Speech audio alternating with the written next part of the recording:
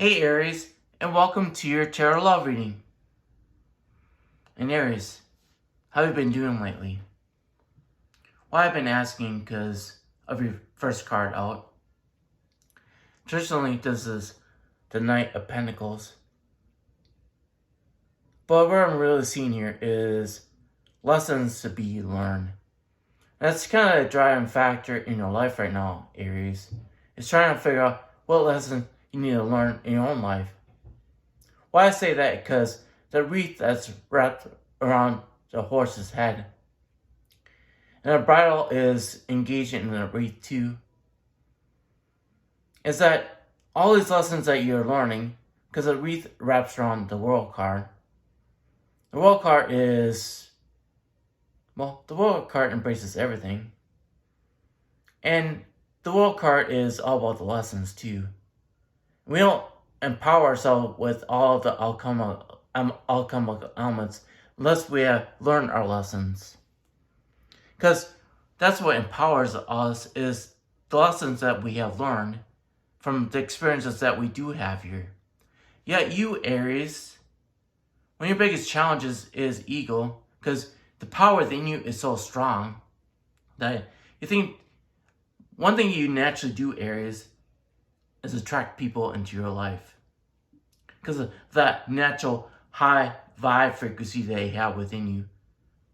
You just naturally attract people into your life. A lot of people could say, well, it's your ego.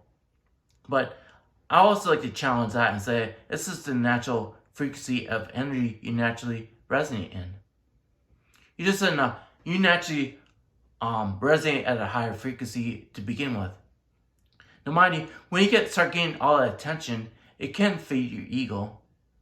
But I think that's your lessons that you're trying to figure out for yourself. But you're on arid ground here. It's not very fertile right now. Yeah, you're trying to show other people how to be stable in their own life. Because of that you attract so many people in your own life. But to yourself, you don't feel that way internally. Because this card is in reverse. This is how you are perceiving yourself. This is how you are perceiving yourself in this given moment, Aries. Look at those antlers on top of your head. But you have the helmet too. You're trying to receive messages, but at the same time, you're not liking the messages you are receiving because they're probably more or less challenging your ego. Because this is a masculine energy here. Masculine energy tends to drive more off of that, ego. Tends to be more an ego than anything else. Yeah, what I'm seeing here is a dim yellow, a very dim yellow. You're trying to figure out how to heal this aspect of yourself, but you're not really accepting that healing. That's why it's so arid, the ground is. Because the sun's not able to even cultivate the land either and nourish it with what does the sun give for nourishment, for growth? Well, without sun, can you produce anything? Without sun, can you produce anything, Aries? Yet you're rejecting that healing that you need for you to be really empowered, to be fruitful and abundant in your own life. Yet you're blocking out the nutrients that you need to be fruitful in your own life. You're rejecting that healing that you need so you could be truly abundant in your life. The only thing that's blocking you from that healing, Aries, is your ego. And then it's up to you to decide if you're going to continuously allow your ego to block that healing that you need. Because your ego is probably saying, oh, no, we're good. We have this high vibe within ourselves. We're just going to resonate in this high vibe and ignore that cry of help that we have in ourselves that's looking for that healing. If you really want to connect to that healing that you need in your own life, then check out some of my meditations in my description box. Meditations are created from music. Music is a frequency, and those frequencies are going to help you connect to the energies within you, so you can connect to truly how the energy flows within you. So you can really heal that any blocks or wounded energy that you could possibly be in, Aries. Then you can actually start to be really abundant in your own life because you're going to start feeling that way.